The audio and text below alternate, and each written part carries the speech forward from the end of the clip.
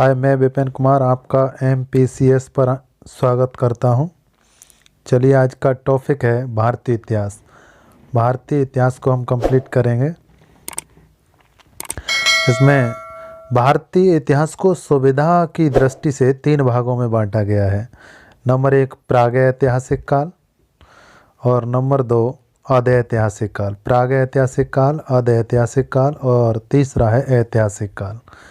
कभी कभी हम दूसरे नाम से भी से जानते हैं, पढ़ा है कि प्रागैतिहासिक काल को हम प्राचीन भारत भी कह सकते हैं या प्राचीन इतिहास, ठीक है। और अदैतिहासिक काल को हम मध्यकालीन इतिहास भी कहते हैं और ऐतिहासिक काल को हम आधुनिक इतिहास भी कहते हैं। देखिए, प्रागैतिहासिक काल को हम 3 भागों में बांट करके हम सुविधा की दृष्टि से इसका अध्ययन करेंगे। पहला है पुरापाषाण काल और दूसरा है मध्यपाषाण काल और तीसरा है नवपाषाण काल। देखिए, इनका जो कार्य है और जो समय जो दे रखा है वो आपको कंप्लीट हम कराएंगे। इसमें पुरापाषाण काल जो है अज्ञात से 8000 ईस्वी पूर्व तक चला था लगभग में, और मध्यपाषाण काल 8000 से 4000 ईस्वी पूर्व तक मानेंगे और नवपाषाण काल को 4000 से 2500 ईसा पूर्व तक। ये सभी ईसा पूर्व तक हैं। किसी किसी बुक में दूसरे नाम से भी थोड़े थोड़े कंप्लीट होते हैं, तो हम लगभग में ही हम इसे मानते हैं। एग्जैक्ट नहीं है इनकी जो तिथि है। समय को हम एग्जैक्ट नहीं कह सकते, क्योंकि कोई भी सभ्यता है या कोई भी काल है तो धीरे धीरे ही हम उसे चेंजिंग में देखेंगे। अगला, हम अध ऐतिहासिक काल को हम 2 भागों में बांट करके देखेंगे सुविधा की दृष्टि से, ताकि हम इनका अध्ययन कर सकें। अध ऐतिहासिक काल 2 भागों में बट गया था। नंबर 1 सिंध घाटी की सभ्यता और नंबर 2 वैदिक सभ्यता।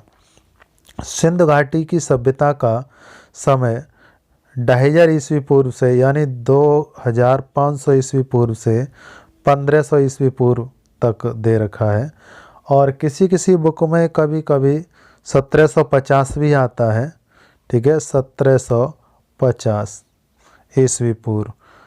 तो और यहाँ पर होगा 23,000, ठीक है, वो 2350। तो कोई दिक्कत नहीं है कि एग्जैक्ट नहीं कह सकते हम इसमें, क्योंकि कोई भी सभ्यता है या एकदम चेंज नहीं होती है, धीरे धीरे चेंज होती है। तो किसी किताब में कुछ है तो एग्जैक्ट यही रहेगा 1350 अधिकतर।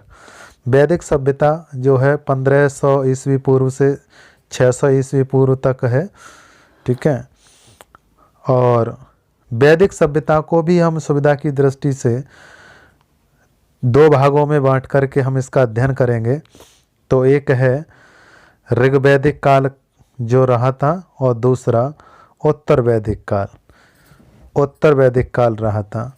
तो इनका भी हम अध्ययन करेंगे। हमने इनको भागों में बांटा है, इसमें देखा है, और लास्ट आ जाता है आपका ऐतिहासिक काल। तो फिर हम ऐतिहासिक काल का अध्ययन करेंगे।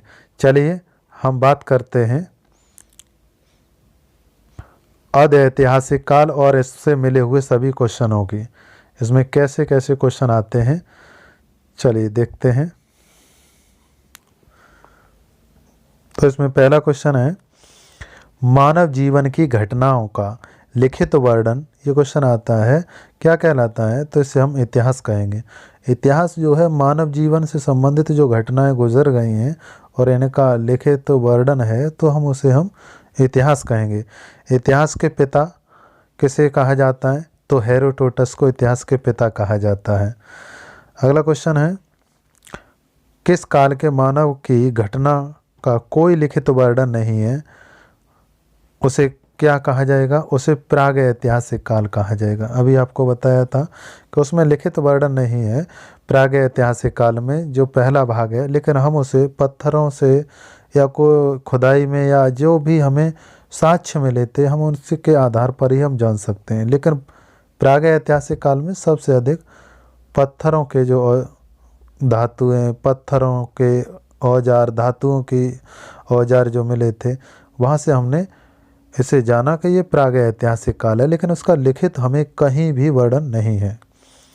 अच्छा, जिस काल में लेखन कला के प्रचलन के बाद उपलब्ध लेख पढ़े नहीं जा सके, उस काल को क्या कहेंगे? उस काल को कहेंगे अदैतिहासिक काल।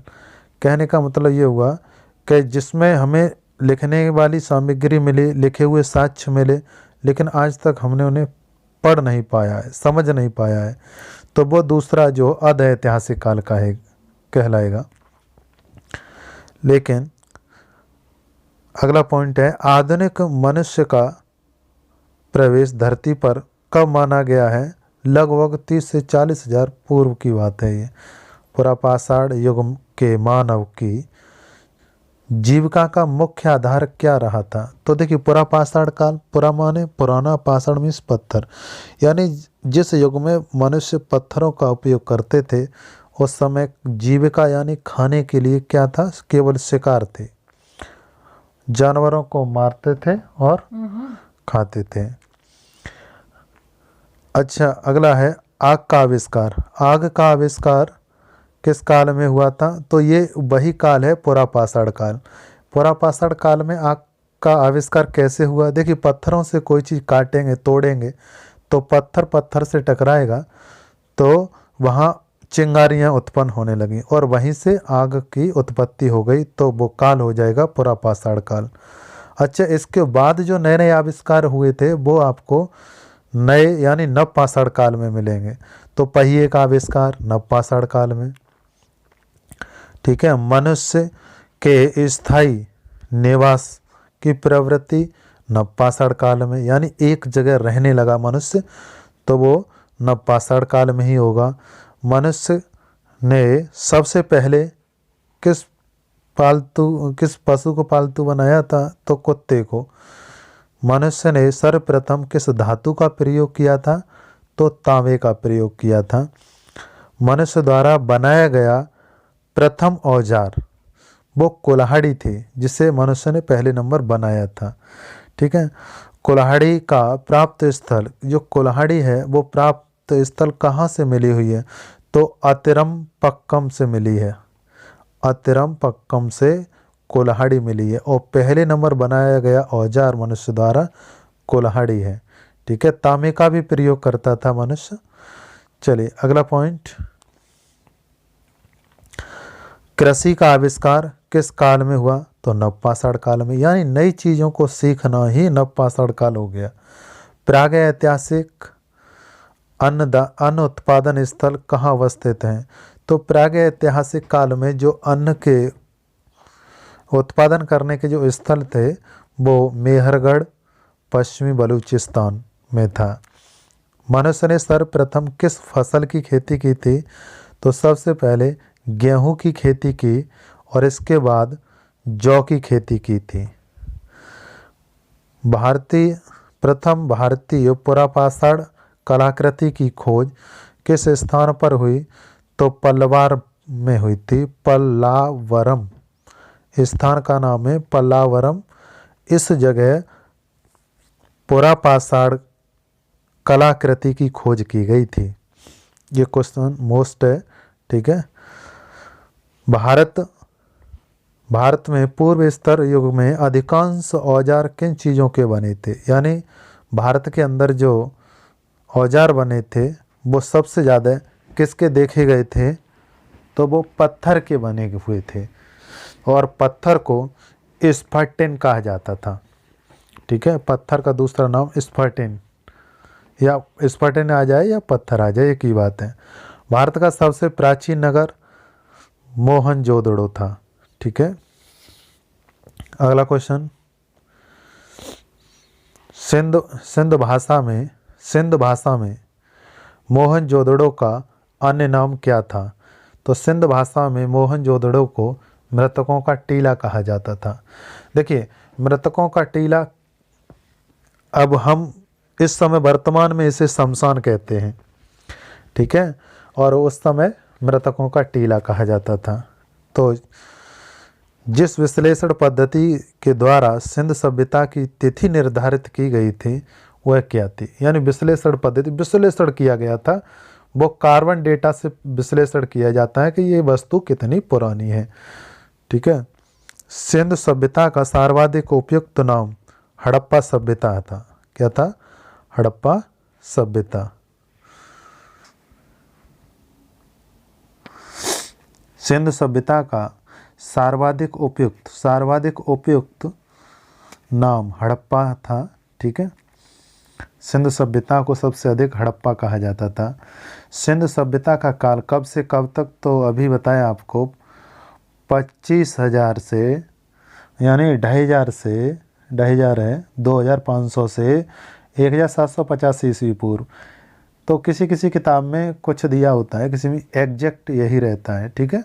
अगला, सिंधु सभ्यता की खोज किसने की थी? तो दयाराम साहनी ने सिंधु सभ्यता की खोज की थी।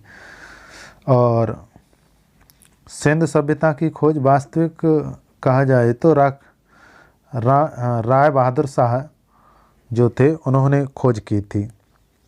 राय बहादुर दयाराम साहनी इनका पूरा नाम है। अगला, सिंधु सभ्यता यानी हड़प्पा की खोज किस वर्ष में हुई थी? तो दयाराम साहनी ने इसे 1921 में खोजा था। सिंध घाटी की सभ्यता की खोज में किन दो भारतीय लोगों के नाम जुड़े थे? तो वो दो लोग थे, एक दयाराम साहनी और दूसरे आर.डी. बनर्जी थे सिंध घाटी की सभ्यता के लिए। चलिए अगला पॉइंट,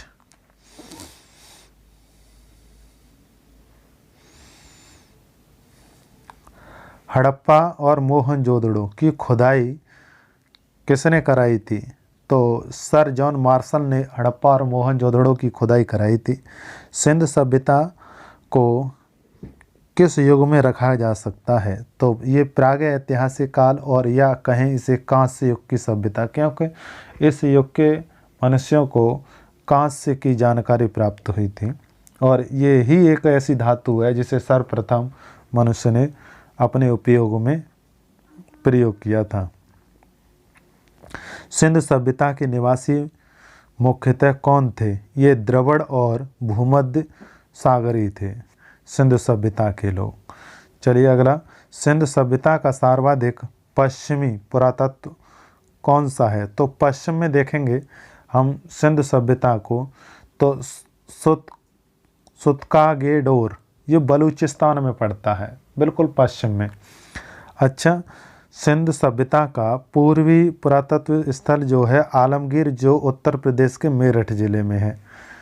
और उत्तर प्रदेश के मेरठ ज़िले के बाद सिंधु सभ्यता का उत्तरी जो है पुरातत्व स्थल जो मादा है, मादा आपका जम्मू कश्मीर, ज़िला अखनूर में पड़ता है, जम्मू कश्मीर में। सिंधु सभ्यता का सर्वाधिक दक्षिणी, बिल्कुल लास्ट में दक्षिण में जाकर के ये महाराष्ट्र में पड़ता है, क्षेत्र है, उस बिंदु का नाम है जिला अहमदनगर, महाराष्ट्र का। तो इस तरीक़ा से ये एक नगरीय व्यवस्था थी। सिंधु सभ्यता किस प्रकार की व्यवस्था थी? नगरीय सभ्यता थी ये। सिंधु सभ्यता से प्राप्त परिपक्व अवस्था वाले कितने नगरों के बड़े नगरों की संज्ञा दी है? तो इसमें 6 नगर थे, सबसे बड़े नगर थे। पहला था मोहनजोदड़ो, दूसरा था हड़प्पा, फिर है गढ़वारी वाला, फिर है धौलावीरा, राखागढ़ी और कालीबंगा। ये सबसे बड़े शहर थे, जैसे आज बड़े बड़े शहर हैं उसी तरीक़ा से, लेकिन और छोटे भी थे, लेकिन ये कहा गया है बड़े नगरों की संज्ञा 6 थे। स्वतंत्रता प्राप्ति के पश्चात हड़प्पा संस्कृति के सर्वाधिक स्थल कहाँ से खोजे गए थे? तो ये गुजरात से खोजे गए थे। चलिए अगला पॉइंट है सिंधु सभ्यता के बंदरगाह कौन से थे? तो बंदरगाह लोथल और सुरकोटदा बंदरगाह थे। ये 2 गुजरात के बंदरगाह थे। ये स्थान गुजरात में है। जुते हुए खेत का और नक्काशीदार ईंटों का प्रयोग कहाँ हुआ था? तो जुते हुए खेत यानी कालीबंगा में, कालीबंगा में इसके साक्ष्य मिले हुए हैं। तो सैंधव सभ्यता की सबसे बड़ी इमारत कौन सी थी?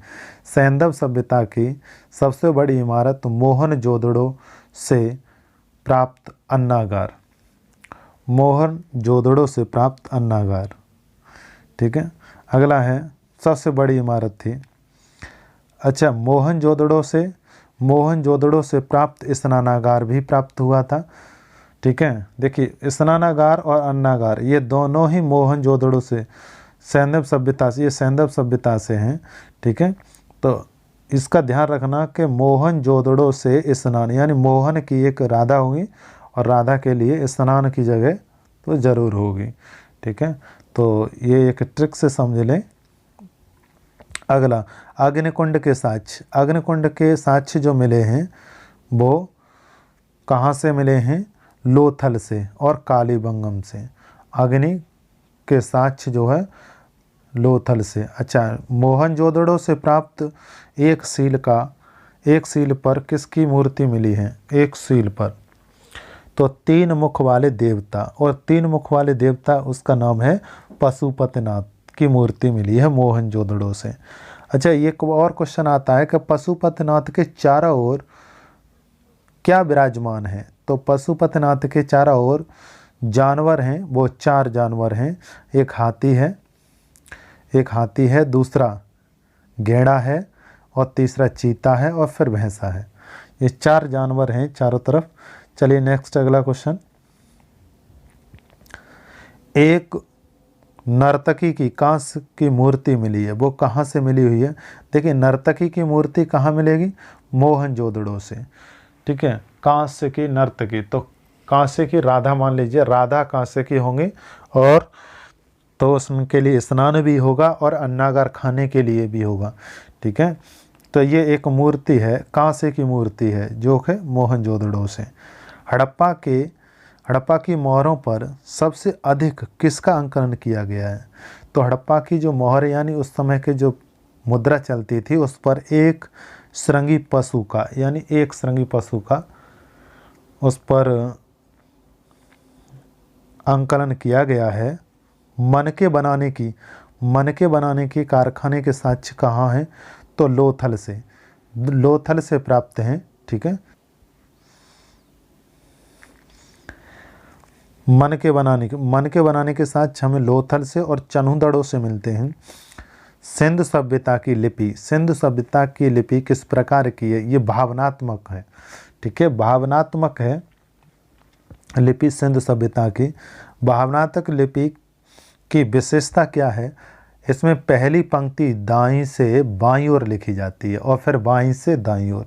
पहली पंक्ति दाईं से बाएं, फिर बाएं से दाएं। ठीक है, इस तरीका की ये लिपि है और भावनात्मक है। भावनात्मक का मतलब होता है चित्र बने हुए होते हैं उसमें। सिंध सभ्यता के लोगों ने नगरों तथा घरों के विन्यास के लिए कौन सी पद्धति अपनाई थी? तो नगरों और घरों के विन्यास के लिए ग्रीक पद्धति का प्रयोग किया गया था। ये वेरी मोस्ट क्वेश्चन है। सिंध सभ्यता के लोग के घरों के दरवाजे और खिड़कियां किस ओर खुलते थे? तो पीछे की ओर खुलते थे, यानी जैसे अभी वर्तमान में खुलते हैं। ठीक है, और सिंध सभ्यता के किस नगर के दरवाजे सड़क की ओर खुलते थे? तो वो लोथल की ओर, लोथल। ठीक है, सिंध सभ्यता की मुख्य फसल क्या थी? तो सिंध सभ्यता की मुख्य फसल गेहूं और जौ था। सैंधववासी मिठास के लिए किसका प्रयोग करते थे? शहद का प्रयोग करते थे। चावल के प्रथम साक्ष्य कहाँ से मिले हैं? लोथल से, यानी चावल लो, ट्रिक बना लीजिए से, चावल लो, लोथल। सैंधव कालीन घोड़े के अस्थि पंजर कहाँ से मिले हैं? तो सरकोटला और कालीबंगा और लोथल, इन 3 जगह से अस्थि पंजर मिले हैं। अस्थि पंजर का मतलब है अवशेष, घोड़े के अवशेष। सिंध सभ्यता में नापतोल के लिए क्या प्रयोग किया जाता था? तो ये 16 के गुड़ज में उनके अनुपात था, बाटों का प्रयोग कह सकते हैं, 16 के गुणज में थे, जैसे कि 16, 16 दूनी 32, 16 ती 48 kg में मान लीजिए, चाहे पॉइंट में, जैसा भी होता है, लेकिन 16 के गुणज में थे। सैंधव सभ्यता के लोग यातायात के लिए किसका प्रयोग करते थे? तो दोपहिया चौपहिया बैलगाड़ियों का प्रयोग करते थे और भैंसा गाड़ी का। ये साक्ष्य हमें मिले हैं, उसके आधार पर हम कह सकते हैं मेसोपोटामिया के अभिलेख में वर्णित मेलूहा शब्द का अभिप्राय किससे क्या कहा गया है? तो ये सिंधु सभ्यता को मेसोपोटामिया में मेलूहा कहा जाता था। क्या कहा जाता था? मेलूहा। हड़प्पा एवं मोहनजोदड़ो, एक मिनट, हाँ, हड़प्पा संस्कृति का शासन संभवतः किस वर्ग के हाथ में था? तो वैदिक वर्ग के हाथ में था। ये भी क्वेश्चन बहुत ही मोस्ट है। वैदिक वर्ग के हाथ में वहाँ का शासन था या शासक रहता था, वैदिक वर्ग का। हड़प्पा मोहनजोदड़ो को एक विस्तृत साम्राज्य की जुड़वां राजधानी किसे कहा जाता है? जुड़वां राजधानी हड़प्पा और मोहनजोदड़ो की विस्तृत और साम्राज्य की जुड़वां राजधानी थी पिगटन। ठीक है। सिंध सभ्यता के लोग धरती को क्या मानकर पूजते थे? तो उर्वरकता की देवी। वेरी मोस्ट क्वेश्चन है ये। वृक्ष पूजा एवं शिव पूजा के प्रचलन में के साक्ष्य किस सभ्यता में प्राप्त हुए हैं? तो सिंधु सभ्यता में हमें वृक्ष पूजा और शिव पूजा के साक्ष्य मिले हैं। चलिए अगला नेक्स्ट क्वेश्चन। स्वायत्तिक चिन्ह तो जानते ही हैं, वही प्लस वाला चिन्ह जो डॉक्टर लोग मेडिकलों पर लगा होता है। कहाँ से मिला है? तो हड़प्पा, यानी जो चीज़ हड़प ली जाती है वही बाद में हमें उसके साक्ष्य मिलेंगे। ठीक है, बाकी तो नहीं मिलेंगे, जो मतलब ज़्यादा रख ली जाएगी, ऐसे समझिए ट्रिक से। क्या सिंधु सभ्यता के नगरों से किसी मंदिर के अवशेष मिले हैं? नहीं, मंदिर के कहीं भी हमें अवशेष नहीं मिले हैं। सिंधु सभ्यता में किस देवता की उपासना सर्वाधिक प्रचलित थी? तो मात्र देवी को ही पूजा जाता था, लेकिन कहीं भी कोई एक भी आज तक मंदिर नहीं मिला है। सिंधु सभ्यता में पशुओं के विशेष पूजनीय क्या था? पशुओं में विशेष पूजनीय एक कुबड़ वाला सांड था। ठीक है, कुबड़ सांड की पूजा होती थी। अगला क्वेश्चन है, नखलिस्तान सिंधु सभ्यता के किस स्थल को कहा जाता है? तो नखलिस्तान मोहनजोदड़ो को कहा जाता है। ठीक है, नखलिस्तान मोहनजोदड़ो को कहा जाता है। मांडा किस नदी पर स्थित है? तो ये चेनाब नदी पर स्थित है। मांडा चेनाब नदी पर स्थित है। ठीक है, अगला है, हड़प्पा सभ्यता का प्रमुख स्थल रोपड़ किस नदी पर है? सतलज नदी पर स्थित है। ठीक है, अगला, हड़प्पा में एक अच्छे जल प्रबंधन का पता किस स्थान से चलता है? तो हड़प्पा में एक जल प्रबंधन का पता, यानी हड़प्पा में वह स्थल जहाँ पर अच्छा जल प्रबंधन हुआ था और कह सकते हैं वहाँ जल की व्यवस्था अच्छी थी। तो धौलावीरा ही एक ऐसा स्थल है जहाँ पर जल की पर्याप्त व्यवस्था थी। सिंधु सभ्यता में किस स्थान पर घरों में कुओं के अवशेष मिले हैं? तो मोहनजोदड़ो। देखिए, मोहन की राधा होंगी तो स्नान करेंगे तो पानी कहाँ से आएगा? कुओं से आएगा, नल तो थे नहीं। और खाने के लिए अन्नागार, तो ये सब मोहनजोदड़ो से मिला है, ऐसे करके याद रखिए। ठीक है, आपको केवल उसे विकल्प देखते ही याद हो जाए, इसलिए कह रहे हैं।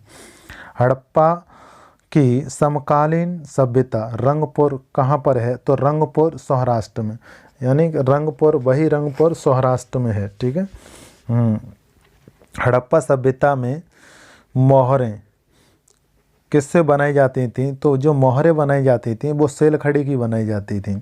मोहनजोदड़ो इस समय कहाँ है? तो वो इस समय मोहनजोदड़ो सिंध सभ्यता यानी पाकिस्तान में है। वर्तमान में ये पाकिस्तान में है। हड़प्पा के निवासी किस खेल से अभिरुचि रखते थे? तो वो शतरंज से रखते थे, क्योंकि शतरंज जो है एक उल्टी बाजी मारने वाला खेल है, आगे चलता है और पीछे मारता है।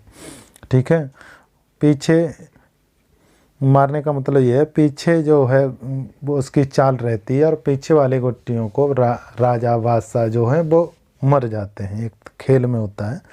ठीक है, हड़प्पा के किस नगर को सिंध का बाग कहा जाता है? सिंध का बाग मोहनजोदड़ो। देखो बाग में ही, सिंध का बाग, बाग में ही तो राधा रहेंगी, तो राधा किसकी है? मोहन की। ठीक है, हड़प्पा कालीन समाज किन वर्गों में विभक्त था? तो 4 वर्ग थे हड़प्पा कालीन के। एक विद्वान थे, फिर योद्धा थे, फिर व्यापारी थे, फिर श्रमिक थे। विद्वान, योद्धा, व्यापारी और श्रमिक। हड़प्पा सभ्यता के संपूर्ण क्षेत्र का आकार कैसा था? तो जो हड़प्पा सभ्यता थी उसका पूरा आकार देखा जाए तो किस आकृति का था? त्रिभुज के आकार का बना हुआ था, इस तरीक़ा से, इस तरीक़ा से और इस तरीक़ा से।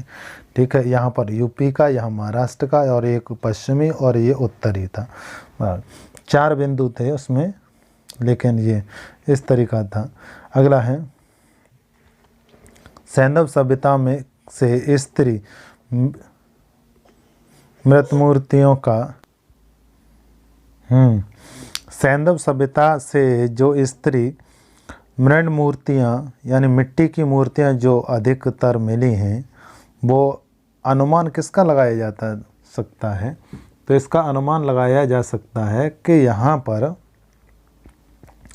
मात्र सत्तात्मक व्यवस्था थी यहाँ पर, इसलिए।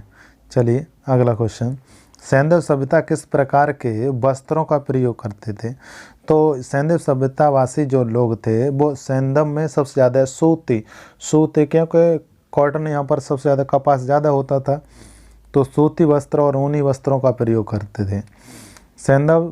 सिंध घाटी के लोग किस हथियार से परिचित नहीं थे? तो परिचित नहीं थे, वो हथियार था तलवार, क्योंकि लोहे से परिचित ही नहीं थे तो तलवार कहाँ से आती। अगला, एकमात्र हड़प्पा कालीन स्थल कौन सा है जिसका निचला सिरा शहर था, सामान्य लोगों के लिए भी किले से घिरा हुआ था चारों तरफ? तो वो था कालीबंगा। कालीबंगा एक राजस्थान का एक ऐसा है जिसमें ऊपरी हिस्से में राजा के लोग रहते थे, यानी किला था, और निचले हिस्से में प्रजा रहती थी। ठीक है, 2 स्थल थे इसके, एक ऊपरी हिस्सा था और एक निचला हिस्सा था। तो निचले हिस्से में प्रजा रहती थी और ऊपरी हिस्से में राजा और राजा के कर्मचारी रहते थे। तो ये कालीबंगा है।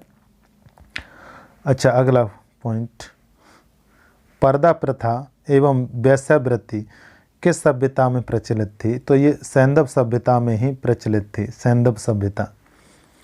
अगला, हड़प्पा में शवों के अंतिम संस्कार की कौन सी प्रथा प्रचलित थी? तो हड़प्पा में दफनाने की। हड़प्पा यानी हड़प लेता यानी दफनाने की, तभी तो ये खुदाई में मिलते हैं हड़प्पा में। जो एक ट्रिक है, मान लीजिए इस तरीक़ा से कि जो चीज़ ज़्यादा हड़प ली जाएगी तो उसी के पास तो ज़्यादातर मिलेगी, खोजबीन की जाएगी तो। अच्छा, हड़प्पा में ये दफनाने की थी, लेकिन मोहनजोदड़ो में शवों को अंतिम संस्कार की प्रथा केवल जलाने की थी, लेकिन जहाँ जल जाएगा वहाँ कुछ नहीं मिलेगा। तो मोहन की राधा, ठीक है, नाचेंगी और स्नान करने के लिए, खाने के लिए और नहाने के लिए, ये सभी जो है आपको कंप्लीट हो गए होंगे कि क्या क्या होता है। अच्छा, तो मोहन की राधा को जलाया भी जाएगा, क्योंकि वो मोहन एक हिंदू शब्द है, ऐसे समझ लीजिए।